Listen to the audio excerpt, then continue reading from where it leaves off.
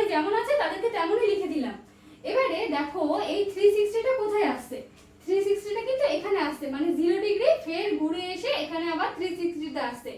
তো 360 minus theta, minus মানে কি দেখো এখানে 180 270 360, 360 মাইনাস থিটা মানে এই এই ভিতরের দিকে ঢুকে যাবে, ঠিক আছে। আর যদি এরকম ভিতরের দিকে ঢুকে যায় তখন কি হবে, তখন এই কোঅর্ডিনেটে কে পজিটিভ আর কে নেগেটিভ সেটা আমরা দেখব। দেখো এই কোঅর্ডিনেটে cos আর sec হচ্ছে পজিটিভ, তাহলে এখানে সাইন আছে, সাইন থাকলে এখানে হয়ে যাবে নেগেটিভ। এখানে cos আছে, cos যেহেতু ফোর্থ কোঅর্ডিনেটে পজিটিভ সেহেতু এখানে পজিটিভ বসবে। এখানে tan আছে, tan নেগেটিভ বসে যাবে। cot আছে, cot আর নেগেটিভ বসে যাবে। sec আছে, sec পজিটিভ বসে যাবে। cosec আছে, নেগেটিভ বসে যাবে। আশা করি তোমরা বুঝতে পেরেছো।